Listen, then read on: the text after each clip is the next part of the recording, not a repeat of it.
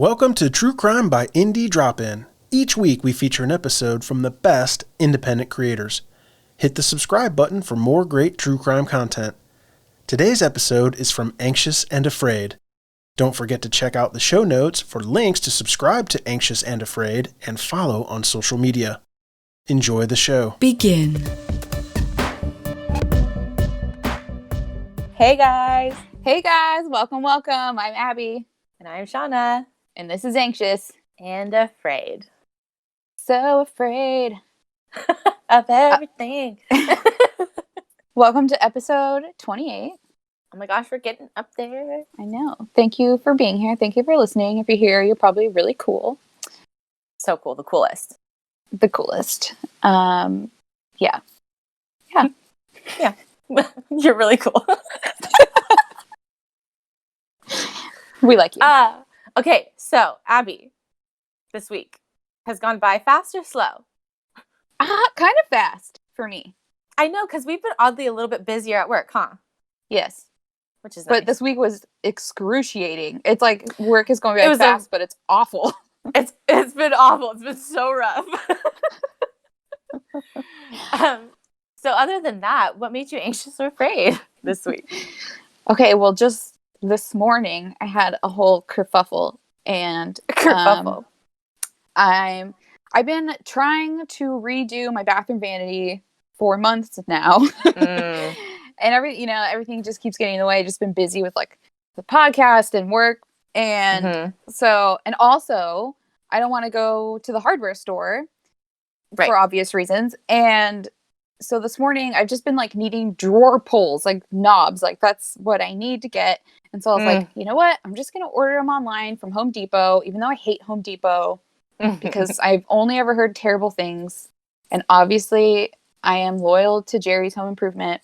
Oh my gosh, hardware like battle.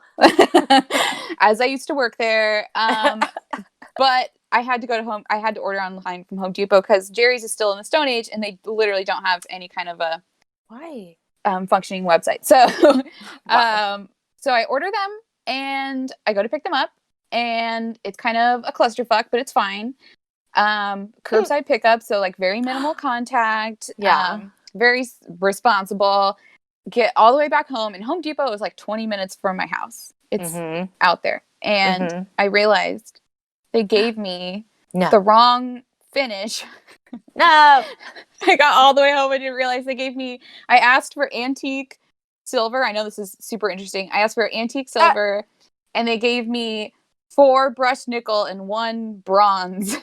What? It's like they didn't even look. They just threw it in the bag or like, here, fucking deal with it. Yeah, like you get what you get.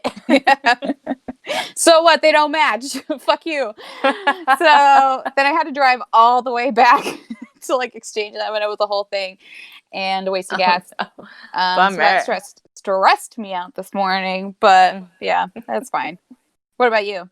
What made you anxious or afraid? So I finally braved it out yesterday, and I went grocery shopping. How long has it been? It's literally, well, besides like maybe 1 or 2 times going to like Albertsons for like a little something in the beginning, like before there was like lines and stuff. But like literally we had food to last us for like at least 4 or 5 weeks. So damn, I know. Oh my God. I mean, we were like to nothing anymore, so I had to.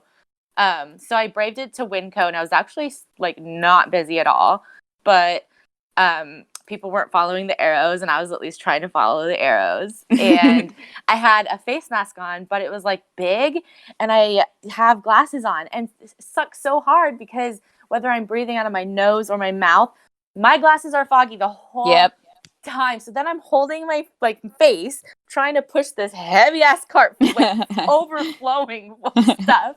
It was a workout, girl. I was drenched in sweat. I literally like woke up still exhausted from it today. At least the face mask is cloth, and you can also use it as like a sweat dabber. No, don't do that. That's gross. No, but I should wash it. But yeah, it was just a lot. But I'm glad I did it because now we have a shit ton of snacks. So, well, yeah, snacks are important. Good for you. I hate going to Winco. That place stresses me out. I know, and luckily, like the arrows were pretty much like my already like routine path that I always take, so I didn't have too much anxiety in that way. That's good. Look at us, like talking about grocery shopping and hardware stores. We're almost 30. Yay us! This is our new life. Quarantine life. Cool. Okay. Well, do we have any announcements? And I know I have an announcement, but do you have a correction you want to talk about? Oh, I guess it's just like a fun little quick one. So I thought, so you remember in our last episode, I ended up saying or making up the word refracting. Yes. And you pointed it out, and you told me, did you mean, what was the word? Recanted, I think? Recanting or something like that. And I was telling Chad, who is like English major genius, and I was like, oh, I just make up words all the time. I made up this word refracting. And he's like, oh, no, that's a word. And I'm like, it is a word. It is a word. I didn't know that. And I looked it up, and it's like a scientifical is not a word. Has to do with like light, right? How light refracts or something. Michael, what is like when it bends, like through light or something like that. Fucking prisms and shit. Yeah. Like that rainbow prism picture you think of. So you did say a real word. I did say a real word. It was just in the wrong context. Yeah. So I learned that. Maybe that's not new. Add that to your list of words you've learned on the show. Yes. Do you want to say an announcement? Yeah, we do have a little baby announcement. So we're going to take a quick little break after this episode, just a couple weeks to recharge. And we haven't had any downtime since all this craziness started. And it's true. We could both use a little breather, and also maybe give me some good time to read a new book for this show. Do a little bit more self-care. Yes. Yeah. So, but we have recorded a little baby bonus episode that we are going to release. So you won't be completely bereft of content. So look forward to that. We were just going to do it for Patreons, but then we're like, we put work into it. Yeah. Everyone deserves a little something. Yeah. But they're luckily not as long. They're cute little, what did you call them? Little baby bonuses? A little baby bonus. Okay. I think that's all we got for now, yeah. Is it business time? Is it time? It's business time. Take a drink of your Arizona iced tea. That was a little can. I know, it's a little can, but it's a regular can, but it's little for Arizona. Yeah, they usually have really tall ones. I know, it's the perfect amount. All right, you ready? Yes. Let's do it. Okay. So, it's kind of funny because once again, you and I have mind melded. No. I have a local Oregon true crime case. So funny. Yay. How do we keep doing that? I don't know, but that was that's too very close to each other. I know, we're syncing up. Oh no. It's like a podcast period or something. Once a month, we pick the same topic. Hilarious.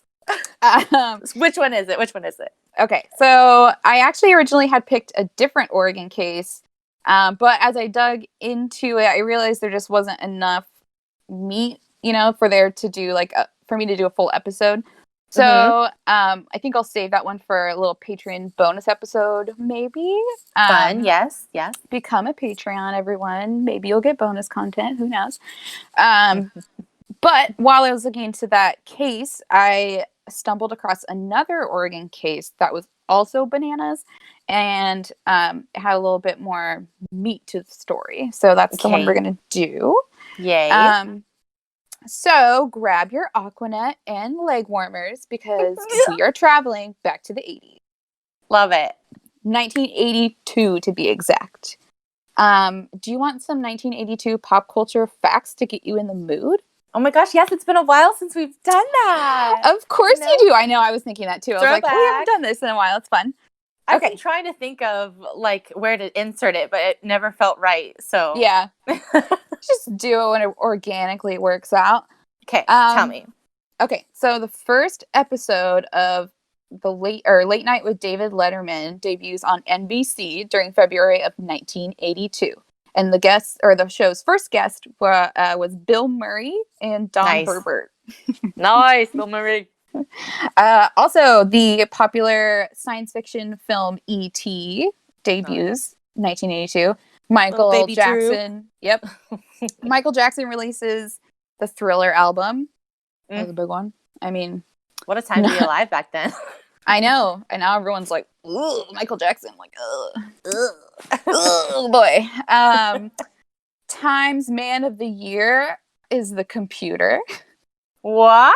I know. Yeah, they picked the computer for 1982. Okay. The computer was hot shit back then. Okay, it was like I guess it was real big, had a real big butt or something. A real big butt. It was thick. Okay, it was thick. Thick ass machine. No internet to break yet. What? There was no internet to break yet. Sorry, that probably wasn't worth interrupting for, but Nerd alert. I'm here too. I've heard of Kim Kardashian, so here's a reference. Michael, thank you for keeping us current. Love it. Yeah, for sure. That's my job on the podcast, right? Kim Kardashian references? Yes. Uh-huh. Yes. Always. That's what we hired you for. 1982, the Disney Futuristic Park Epcot, which stands for Experimental Community of Tomorrow, is opened. Have you been to Epcot, or is that Florida? No, I think that is Florida, and I've always wanted to go. I want to go. It sounds like it's cool. Yeah, we need to take some vacations together. Unless they haven't updated since the 80s. Wouldn't that be funny? No. Gas was only 90 cents a gallon, and a loaf of white bread was only 50 cents. Wow. Yeah. Crazy. All right, that concludes our fun facts. Are you in the mood? We're in 1982. Everything's different. Go. Our eyeshadow is blue. Our cheeks are contoured with blush, and our hair is big. My hair is currently big, actually, so yeah. Good hair for the time. All right. So the year is 1982, and it's the 4th of July, Independence Day. Everyone has their American flag tank tops and their white short shorts on. Including the men. Yes. Everyone except poor 18-year-old Sherry Eyerly, who had been working at the Salem, Oregon Domino's Pizza for about a month after graduating from Sprague High School when she got a call from work on her day off. They needed her to come in and cover someone's shift. We've all been there, and it sucks, especially when you're new and you feel like you can't say no. And especially on a holiday. Like, have you ever gotten called in like that when you're new and you're just like, sure, I love to work still? Yeah, it just always sucks. Yeah, especially like she got called in at night on 4th of July. Like, she's only 18. That's a bummer. Yeah.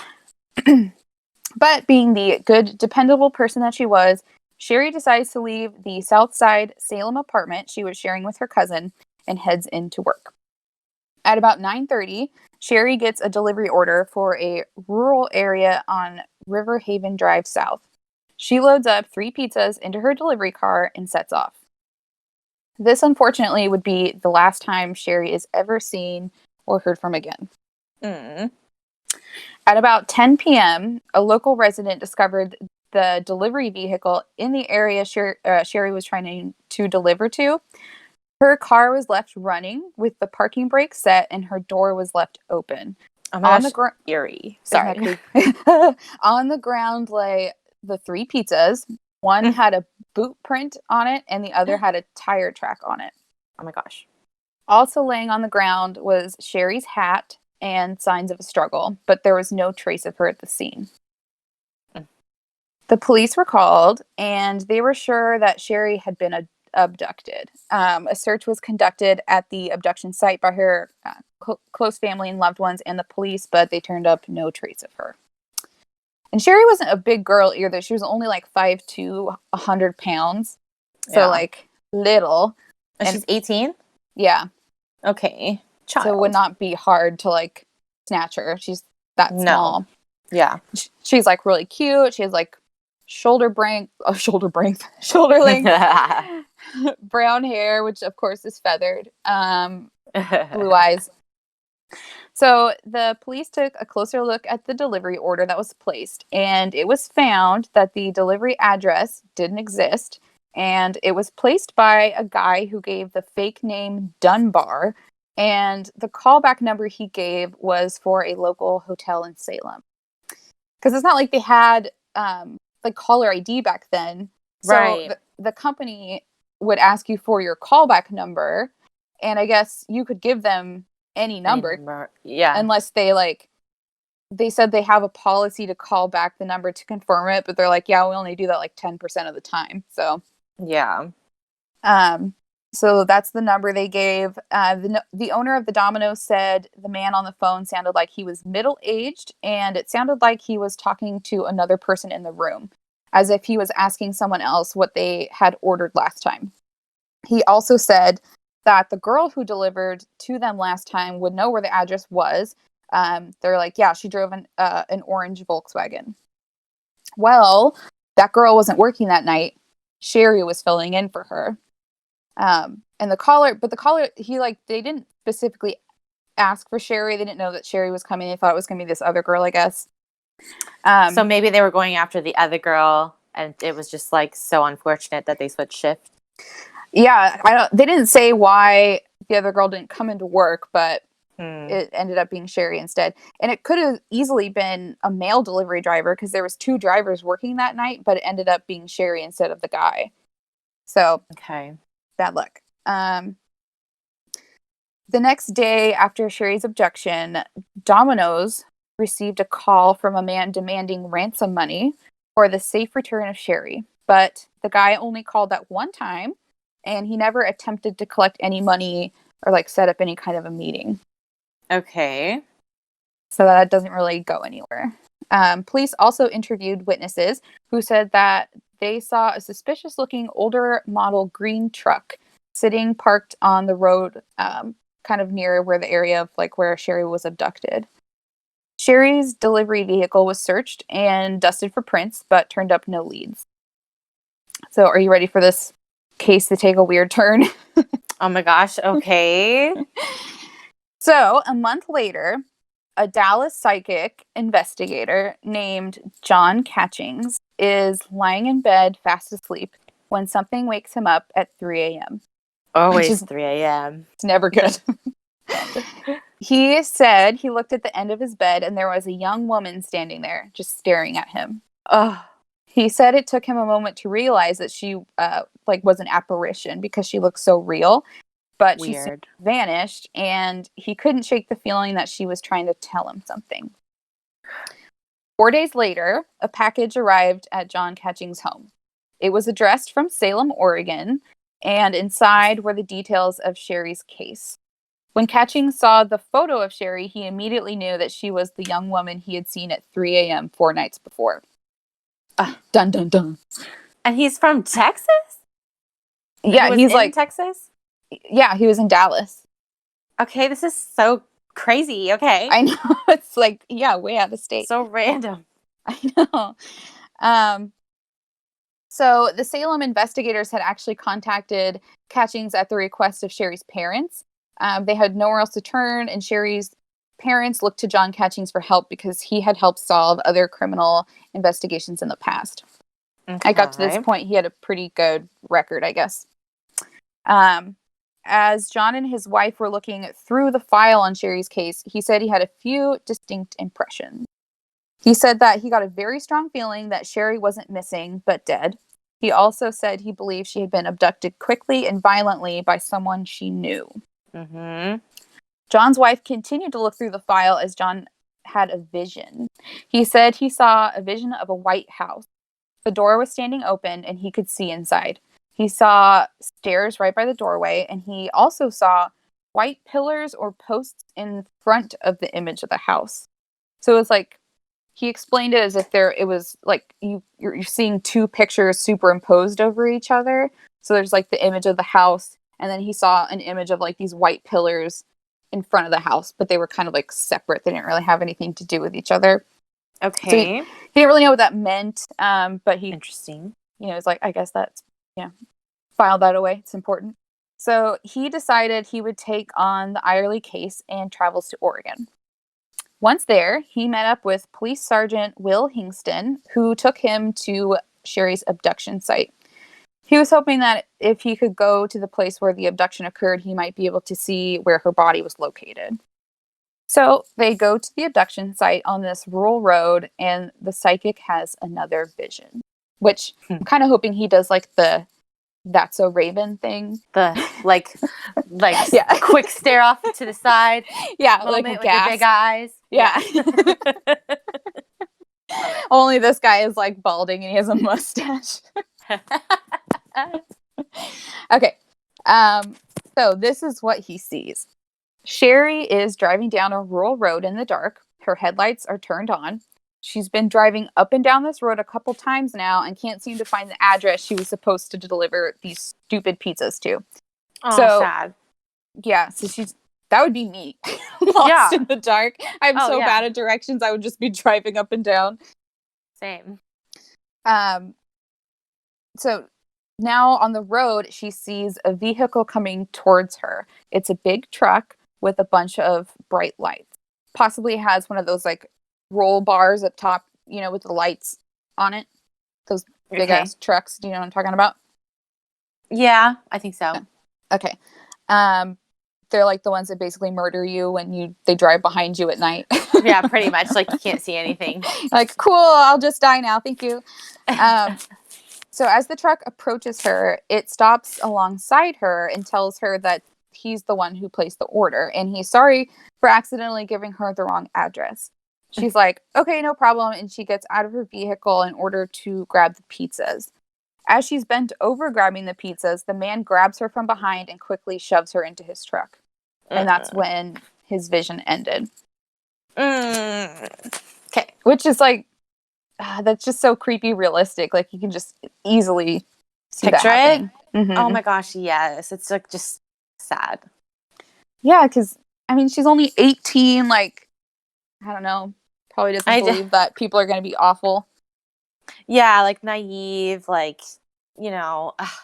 she's driving in the dark. I know Oregon is dark, doesn't have like a whole lot of street lights, probably foggy. Oh, this is in a rural area. There are no lights. No lights, I'm sure. Scary as fuck. Literally where you get abducted murdered. Yeah. Oh my gosh. I don't like it. Okay. I know, it's creepy. Okay, so as the two men continued to walk around the abduction site, Catchings asks the sergeant if he had a possible suspect list of men who drove or owned trucks matching the description of the truck seen near the abduction site. Mm-hmm. The sergeant said he did, and he began reading off the names of the possible suspects. As the list was read, Catchings listened intently, waiting to feel that spark of significance. It came as the name Daryl J. Wilson was read. The psychic said that this man had something to do with Sherry's abduction. Sergeant Hingston probably thought it was very interesting that Catchings would pinpoint Daryl Wilson's name, as he had ended up on the possible suspects list when an individual had reported him to the police saying Daryl owned a lime green pickup truck, which is a bold choice, Daryl. Yeah, like sticks out. What statement he's trying to say with a lime green pickup truck, but it's a loud one. Wow. The informant also told the police that Daryl was an acquaintance of Sherry's, and he also knew another girl who had recently gone missing in the area, which is not looking good for Daryl. And to make matters worse, he had painted his truck from lime green to brown just 8 days after the abduction happened. Sus. And also a questionable color choice. You went from lime green to poop brown, Daryl? Someone help him. Based on that feeling, the psychic asked Sergeant Hingston if he could go to Daryl's home and speak with him, hoping to gather more clues in the case. Hingston agrees, and on August 21st, the pair set off to Daryl Wilson's home. Upon arrival, Catchings was floored as he looked at the house and told Hingston that this was the exact house that he had seen in his vision. Oh my gosh. I know, but he still couldn't account for the white poles he had seen superimposed over the image of the house. Oh, okay. Hingston then drove around the back of the house and told Catchings that Daryl actually lived in the apartment off the back of the house. So as they pulled around, Catchings saw that there was a carport supported by white poles, and standing behind those white poles was Daryl Wilson. Ooh. He was like outside waiting for them. I was like, ooh, creepy. Ooh. I mean, he probably knew they were coming, but yeah. For Catchings, this solidified his belief that Wilson was involved in the crime. Now, at this point, detectives had already interviewed Daryl, so it wasn't a shock for him to see the two men there. Okay. During these interviews, Daryl actually had lied initially and said he didn't know Sherry, although he did change his story after being confronted with the knowledge that detectives already knew he had known Sherry. The detectives had also gleaned that Daryl was camping at Elkhorn Lake with friends the night of Sherry's disappearance, which is 34 miles east of Salem. However, Daryl had a chunk of time that couldn't be accounted for that night. His friends said that he was gone from the campsite between 6:30 p.m. on July 4th and 3:30 a.m. Till July 5th, which is during the chunk of time during Sherry's abduction.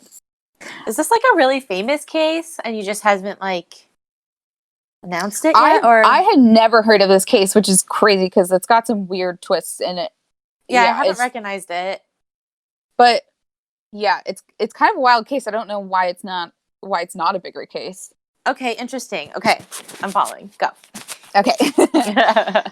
Okay, so he's got that missing chunk of time where he doesn't have any reason, for why he was gone, as far as we know. Yeah, because it sounds like he totally did it. So that is still a mystery. Like we're not sure what he was doing in those 8 hours. And it's just kind of like weird to me that you would leave your campsite after getting there. Right? Like, right? During the darkest of the night? During that, yeah. And you'd think they were gathering, for the 4th of July to like party. So why would you leave? And like fireworks, you're like missing the whole show. Yeah, it's weird. Authorities searched Daryl's vehicle for physical evidence connecting him to Eyerly's case, but found nothing. They also found that Daryl had previous run-ins with the law over drug use in the past, but besides that, he didn't really have any other criminal history. Okay. Hingston got out of the car to speak to Daryl to inquire if he had changed his mind about taking a polygraph test.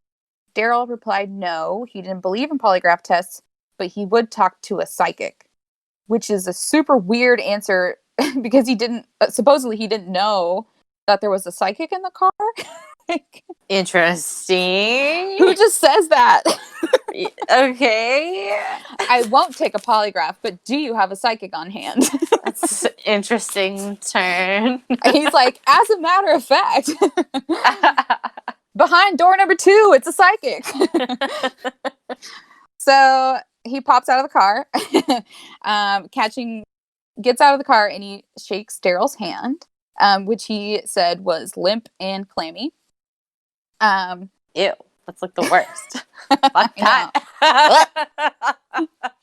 Even though that's my hands right now. I know, I have that all the time, but I shouldn't like be judging.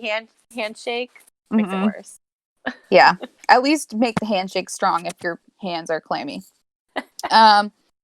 So during his, when I was watching like this, not the exchange, but like a reenactment on Unsolved Mysteries, which is like one of my all-time fave shows. Do you watch that a lot?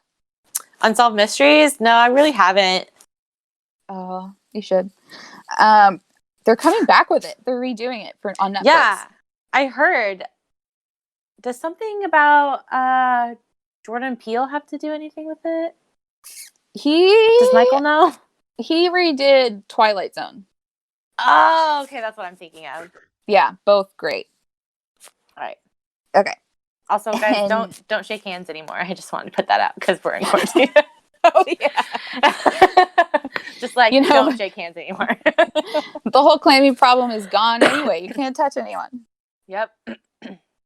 So I was watching this episode about this on Unsolved Mysteries, and they're interviewing the psychic. And when he talked about the handshake, he was like, quote, "I knew that he knew that I knew." What a psychic thing to say. I knew that he knew that I knew that he was responsible for this. I just felt like that gif of the white guy just like blinking. Yeah. So okay. dramatic. I know. I'm going to start talking like that. Right. Shawna, I know that you know that I know. Well, I already know that you know that I know. So, you know. Exactly. Okay. So, catchings in... What? Oh, no. That was really impressive anyways. It's a good back and forth riff right there. Right there. Okay. Sorry, I was thirsty. So, Catchings and Hingston then leave Daryl, but only 2 hours later, they receive an emergency call telling them to report back to Wilson's home. They learned that Daryl Wilson had committed suicide by hanging after they left. What? Like within an hour after them leaving. Gosh, he did it. He left. He didn't leave any notes or clues as to his involvement in the crime, nor the location of Sherry's remains. Rude. So crazy, though. Like, right after they leave. Yeah. Which makes it look bad, right? Real suspect. Suspect. Yeah. So at this point, Sergeant Especially Houston... with the timing. Sorry, I'm like on a delay in my brain. I know, I'm just like still thinking about it. But yeah, the timing of it. It's no good. Timing doesn't look good. So at this point, Sergeant Hingston and Catching were both convinced that Daryl Wilson had something to do with the disappearance of Sherry Eyerly. They were also pretty certain that there was an accomplice to the crime, although they had no idea who.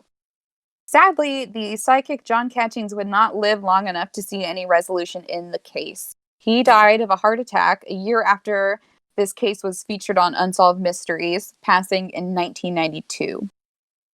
But maybe that means he didn't live long enough to realize just how wrong he was about his psychic vision.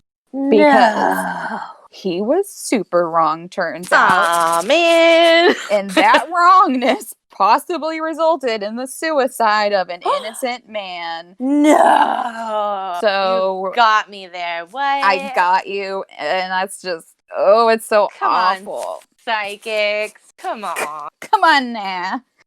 So, unfortunately, the case goes cold and stays cold for a few decades.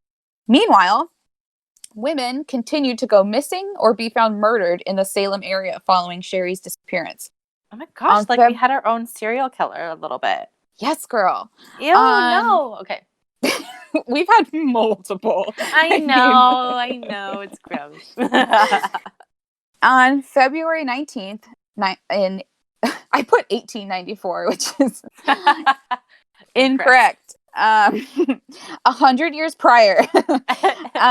So February 19th, 1984, Rebecca Ann Darling, which, side note, freaked me out because Rebecca is my mom's name, Ann is my sister Hannah's middle name, and she got married and changed her last name from Love to Darling. Wow, what a Is that creepy? Yeah, that's crazy. All of their names in there. So Rebecca Darling, who was only 21, was working a graveyard shift at a convenience store, which to me would be the creepiest job ever. Nothing good ever happens in the middle of the night at like a 7-Eleven. Like never. It's the most terrifying job probably. It'd be so scary. She was last seen at around 3:20 a.m. by a customer, but within the next half hour, Rebecca vanished. Someone walked into the abandoned convenience store and saw that it was eerily empty and alerted the authorities. which also would be terrifying. Can you imagine walking into a 7-Eleven? Empty 7-Eleven? Literally no one's in there. Yeah, that would be so creepy. So someone calls the authorities, and sadly, Rebecca Darling's decomposing remains would be discovered March 25th, concealed by brush next to the Little Pudding River, which was about 6 miles out of town. Pudding River. Why is it called the Little Pudding River? What if it was a river of pudding? Yeah, that's why. I don't know if you've read the wiki like I am right now, but it's Oh my gosh. it's chocolate in the summer and vanilla in the winter. It's a fact. That sounds delightful. I think that would be a nice swim. Ew. I think that would be a nice You just lick your swim. fingers whenever you want. You wouldn't swim. It would be too thick.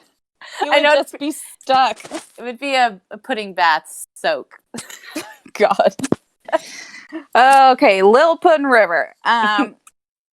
Her hands had been bound behind her back, and she had been asphyxiated with a piece of rope left in the brush. She'd been asphyxiated with a piece of rope and then was left in the brush naked from the waist up, and she had been sexually assaulted. Okay. So awful. Mm. Okay, and then on April 7th, 1984, Katie Redmond, an 18-year-old Willamette University student, was last seen alive leaving a college party at about 2:15 a.m. She borrowed her roommate's car, which was later found abandoned with the engine still running, the car door open, and signs that a struggle had taken place. Oh my gosh, it's like just the same thing. Yeah, that should sound familiar. It's like a movie. I know. It's so eerie, just like to find a car abandoned with the engine running. Yes. Ooh, so creepy. So, on April 11th, Katie's nude body would be discovered only 4 miles away from where Rebecca Darling had been found at the Little Pudding River. Her cause of death was determined to be traumatic asphyxiation. And trigger warning, I'm sorry, this is awful. She also had laceration wounds from an unknown object on her vagina. Why is it always the vagina? Just leave it alone. Why do you gotta leave it alone? Leave it alone. Fuck. Rude. Witnesses who were in the area where her car was recovered around the time of Rebecca's abduction reported seeing a late 1960s station wagon. The same style car would be reported to the police by another Salem woman who had been bumped by it while driving in her car. She stopped, and the large man driving the station wagon suggested that she get out of her car to assess the damage. Well, luckily, this chick must have caught some bad vibes because she said, we should drive to a gas station instead to look at it. Mm-hmm. And then he quickly lost interest and drove off. So it's like he was just trying to get her out of her car. Yeah. Which is so, like, how do you trust anything now? No, you can't trust anyone. Don't get out of your car. Don't drive at night. Don't work at a 7-Eleven. If you can. Help it. So by April 18th, the police had found a lead in the case. A 24-year-old man named William Scott Smith had called a tow truck in the early morning hours of April 7th, the same day Katie Redmond was kidnapped and murdered. He had called the tow truck to have his late 1960s station wagon pulled from a ditch near the place where Katie's car was discovered. You fucking idiot. Like you leave your car where there. Yeah, he drove it into a ditch and then had to get rescued like right near where he did a crime. Stupid. So let me just tell you a little bit about this asshat, William Scott Smith. He was a high school dropout and an unemployed fry cook who had been convicted on charges of menacing in Silverton, Oregon, which I'm not exactly sure what that entails, but it sounds like he was being a threatening creep. Yeah, probably. Later that same year, Smith was convicted of second-degree burglary in Salem, which got him a 1-year suspended sentence. Then, continuing on his road to becoming the biggest Oh, do you want to do a creative curse flip? I would have to go get it. I'm not near it. Okay. I'm sorry. Do you want me to go get it? No. Are you sure? It's right over there. I just have to get up. Yeah, go get it. Okay.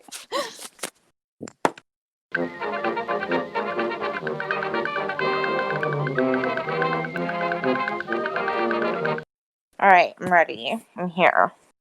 Okay, what are we going to call William Scott Smith? You know, I'm so bad at flipping this creative cursing book. I don't know why you Close your eyes and feel it. Scum blob? Nope. No. You See, we didn't never feel it like hard it. enough. Okay, let me feel it. I'm feeling it. This is going to be the one.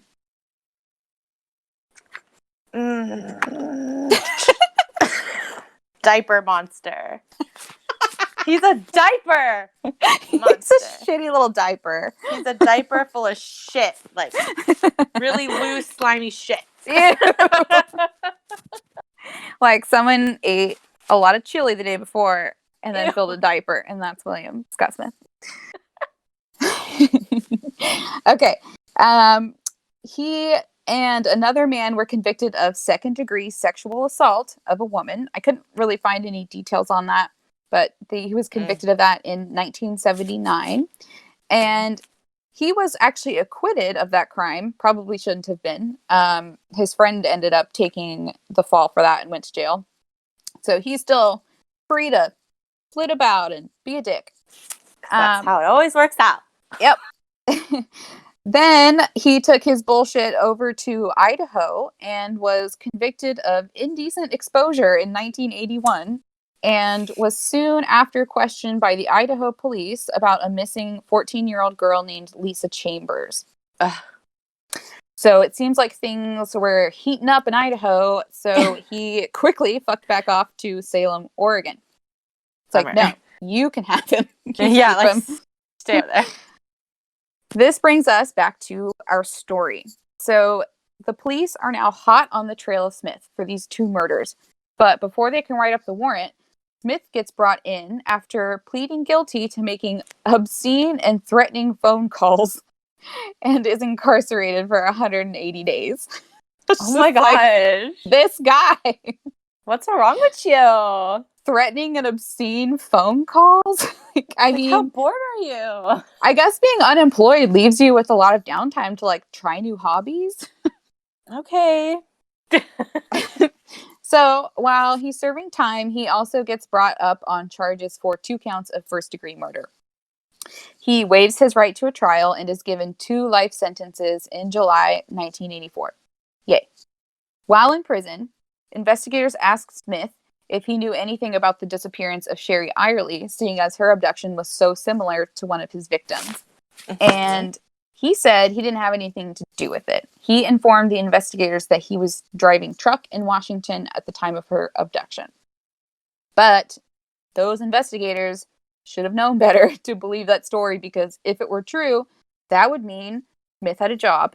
We all know he's too busy making obscene phone calls and showing people his gross penis. Nobody wants to see your penis. No one wants to see your penis. Put it not away. Cute. Not at all. No one wants it. No. Damn it. So, once again, years go by and the police still have no new leads on the Sherry Eyerly case. Investigators decide to take another look at Creepo Smith and discover something new. They found that he had actually been stopped and questioned by police near Salem within the hours of her abduction, which blows his whole, like, I had a job in Washington story out of the water.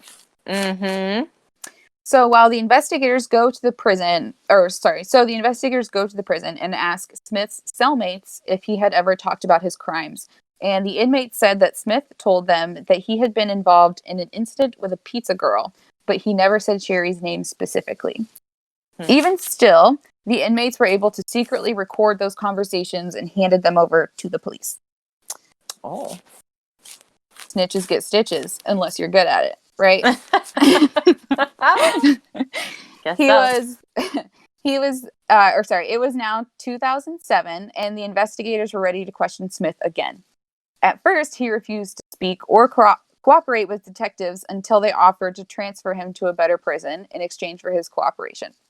This did the trick, and the creepo started spilling his guts. He confessed to investigators that he was in fact involved in Sherry's abduction and murder. His story was actually kind of eerily similar to what the psychic said he saw. Okay. So, Smith explained that he and his friend, Roger Nosif, were in on the plan together. Roger Nosif was the one who called in the pizza order, and then the pair went to wait in the rural area for the delivery person to arrive. When they when they saw Sherry pull up, they flagged her down and told her it was their order. She then got out of the delivery car to grab the pizzas, and she was grabbed from behind and thrown into the truck. Smith said that they thought the same girl who delivered their pizzas before would show up, which was actually someone that they knew, and they wanted to kidnap her and hold her for ransom. But Sherry shows up, and they panic, and they decide to kidnap her anyway. Then they took her to a place near Smith's parents' home and strangled poor Sherry. Smith said he then dumped her body into the Little Pudding River as he had with his other victims. Can you imagine being the poor girl who called out that day? Like, I would feel so awful. So guilty. That would weigh on me for the rest of my life. And I mean, it would be so crazy. Because, I mean, the flip side is you would probably be dead. Yeah, it's like... Yeah, one, it would be you and you'd be dead now. And then two, like survivor's guilt and the fact that you called and somebody else got it, like a young it's like such a mess of feelings. Yeah. I kept thinking about that girl. I was like, God, like she must, I don't even know. I'd be so heavy. Hard. Yeah. Investigators were also feeling pretty confident that they had their man when Smith started giving details about the case that had not been released to the public. He knew the brand of pizza, and he told the investigators that he and his friend Nosif had called Dominos the next day to demand $50,000 for Sherry's safe return, which hadn't been released to the press. So the press didn't realize a ransom call had been made. Okay. I guess they figured that their plan had some holes in it, and they gave up pretty quickly because they didn't really try and... I mean, how do you collect the $50,000 if the person isn't alive anymore? Yeah, that was like after they already killed her. Yeah, I was like, why are you still following through with this plan? Yeah, that's weird. So unfortunately, Roger Nosif had passed away from cancer in 2003, so he would never be brought to justice for his part in that crime. Smith, however, was charged in December of 2007 for the murder of Sherry Eyerly, to which he pled guilty and was given his third life sentence. Sherry's family finally got the justice they had been waiting for, although her body has never been recovered. They think there was like a lot of flooding in that area, and they're like, who knows where it is now? It could have been washed away. Yeah. And you might think that the story ends there, but I got one more thing. Okay. In January of 2012, the cold case unit started looking into another unsolved murder of a young woman in the early 80s. Terry Cox Monroe was a 22-year-old woman who was out living her best life in 1981. She was dancing with her friends at the Oregon Museum Tavern, which sounds like a place I would like to party at. Hop in. And so she's dancing the night away, and she goes outside to get some air. She was never seen alive again. Monroe's ID and clothing were found behind the bar near the Willamette River, and her body was discovered a month later about a mile downriver. Her cause of death was determined to be asphyxiation. Due to the similarities in the case and the subsequent interviews investigators had with Smith, they charged him with the murders of Terry Monroe, to which he pled guilty and was handed his fourth life sentence. As for the murder of the 14-year-old girl in Idaho, he's never confessed to it, and he probably won't, because crimes against children don't go over well in prison. Mm-hmm. I feel like you hear about that a lot with serial killers. Like they'll fess up to the adults, but they almost never will fess up to the children if they don't have to. Yeah, I mean that makes sense. Yeah, and she was 14, and then you hear that you get beat up in prison. Oh yeah, get it handed to you. So yeah, that is the story of an Oregon serial killer you've never heard of. Oh my gosh, I've never heard of that at all. R.I.P. Terry, Sherry, Rebecca, and Katie. Sad. Should have been killed by that guy. That waste of space. Oh, and fun fact, MFM, or My Favorite Murder, actually covered this guy at their live show in Portland at the Revolution Hall in 2017. Oh, so not the one you went to, but the one before. Yeah, and I didn't realize that at all until I was like way deep into this case, and then I saw it pop up, and I was like, "Oh shit, that's wild!" Oh, like crazy! Yeah. Aw. So that's the story. Good job. Good job. That's a true crime case, girl. That's our first serial killer, technically. Technically. Good job. He doesn't have like a name. A name, yeah. Which is fine. Shouldn't glorify them. No, not at all. I don't mind it. But yeah. How do you feel? I mean, sad for those girls, but I know that we're surrounded by serial killers. I think you, Michael, and I should take a little trip to the Little Puddin' River. Little Puddin' River. See if it's full of pudding. Camping trip. Are we made for camping? I don't know. You guys are, probably. I am. I don't know if Michael likes camping. Yeah, I think I'd be more glamping. Glamping. Yeah, I love camping. I haven't been in a really long time. Anyway, so yeah, that's my story, and I'm done now. Okay, bye. Just kidding. Do you want to do some shout outs? Well, sure. I guess I'll start with some of our work peeps. Like, we still talk to them on the phone, obviously, emails.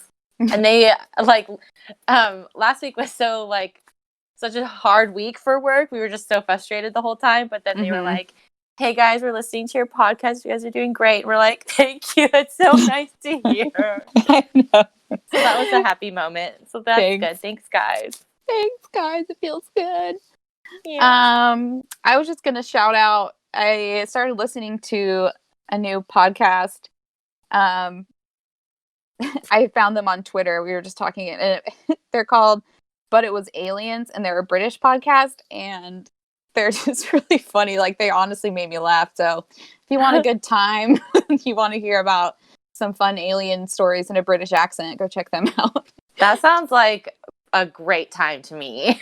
I was listening to them on my way to Home Depot, and I was like laughing, and I was like, I needed to laugh. Okay, nice. I'm totally good.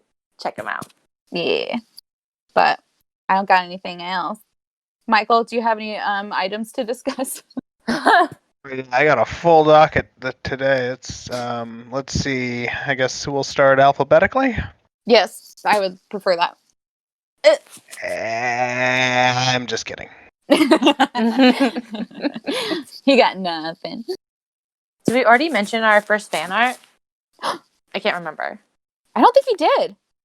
Guys, we hit a milestone. And we got our first fan art. Can you believe? I can't even believe. We posted it on our Instagram. It's our mucus robot. It's adorable.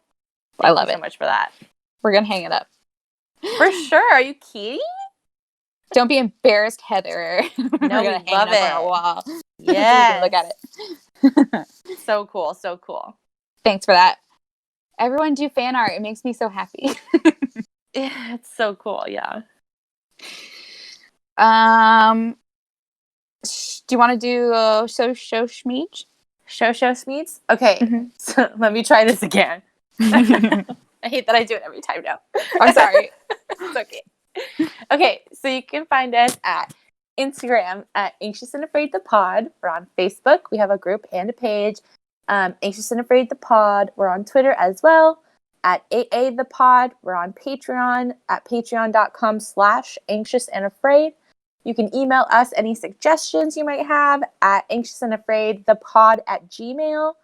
And check out our website as well at anxiousandafraid.com. And if you can rate and subscribe, That's super helpful. We would appreciate it. We're almost to 60 reviews. Are we? That's crazy. You guys.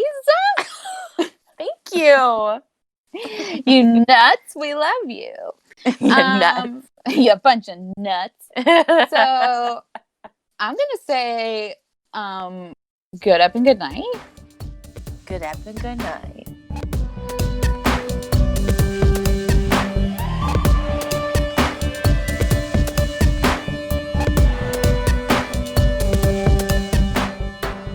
Hey guys, you want to know where my credits are from? Let me tell you. So we've got thepeoplehistory.com, unsolvedmysteries.fandom.com, thecharlieproject.org, murderpedia.org as well, and obviously Unsolved Mysteries. Our music is by Broke for Free, and we're edited by Michael.